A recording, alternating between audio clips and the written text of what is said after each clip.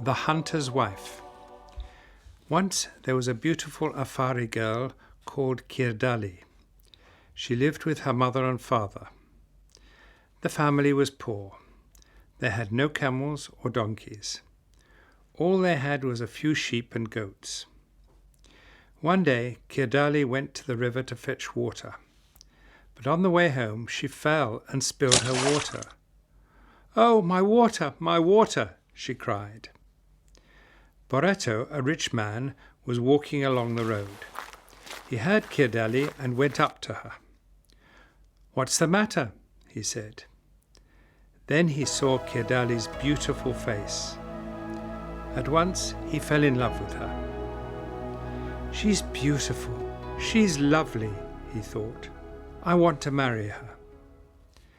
The next day Boretto sent his uncle to Kirdali's father's house. "My nephew wants to marry your daughter," Boretto's uncle said. "What will he give me for her?" asked Kirdali's father. "He'll give you everything he has," said the young man's uncle. "And how much is that?" 100 cows, 50 camels, and many, many sheep and goats. Kirdali's father was very happy. "He'll give me all this for my daughter?" he asked. "Yes," answered Boretto's uncle, "all of it." "Then he can take her," the old man said. So Boretto gave Kirdali's father all his cows, his camels, his sheep, and his goats. He married Kirdali and took her to his house. But now Boretto was a poor man. "What are we going to eat?" Kirdali said. "Don't worry," her husband answered. "I'm a good hunter. I'll bring home something for the cooking pot every day." So Boretto became a hunter. Every day he went out and killed an animal. Every evening he brought it home and Kirdali cooked it for their supper. They were very happy. One day Kirdali's father came to visit her. "Well, daughter, how are you?" he said. "I'm very well, father," said Kirdali. "Please come and sit down." She ran to her cooking pot. "I must give my father something to eat," she thought.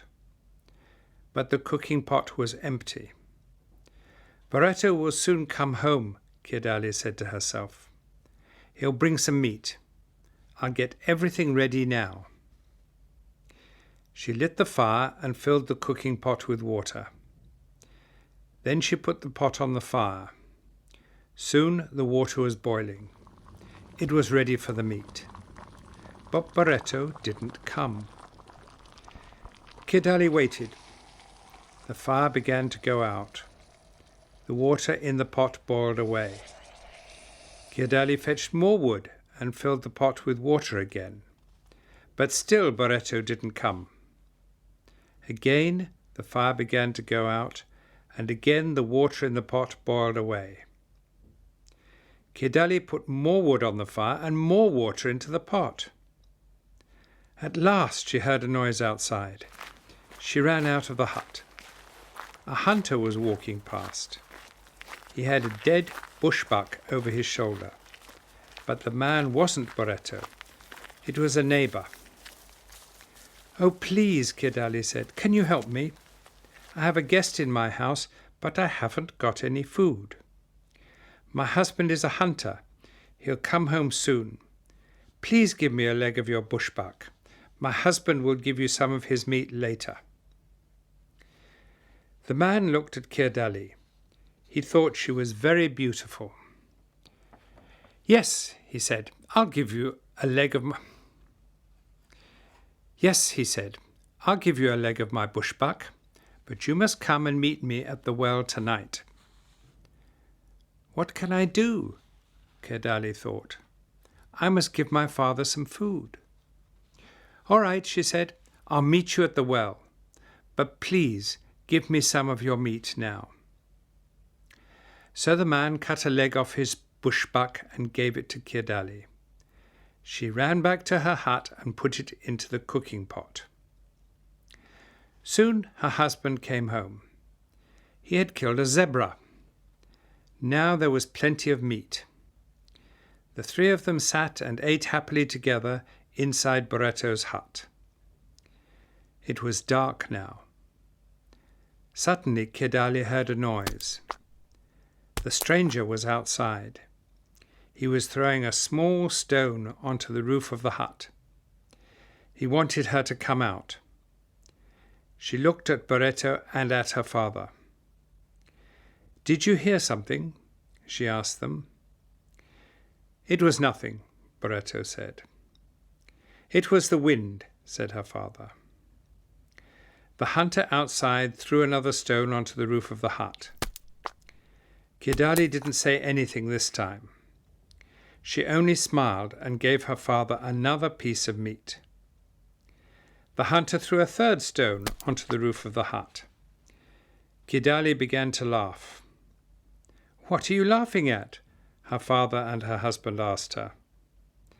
"I'm laughing at 3 fools," said Kirdali. "3 fools? What do you mean?" said her father. "The first fool is my husband," Kirdali answered. "He gave away all his cows and camels, his sheep and goats, for the love of one woman. The second fool is my father. He took everything away from his daughter's husband. Then he came to visit me. How did he expect me to feed him? The third fool is the man outside. He thinks I will meet him at the well because he gave me a leg of his bushbuck." The hunter outside the hut heard Kirdali's words. He was afraid of her husband and he ran away. Kirdali's father was ashamed. "You're right, my dear daughter," he said. "I made your husband a poor man. I will give him back half his animals." Only Barretto was happy. "My wife is beautiful," he said, "but she is clever too. I am a very lucky man."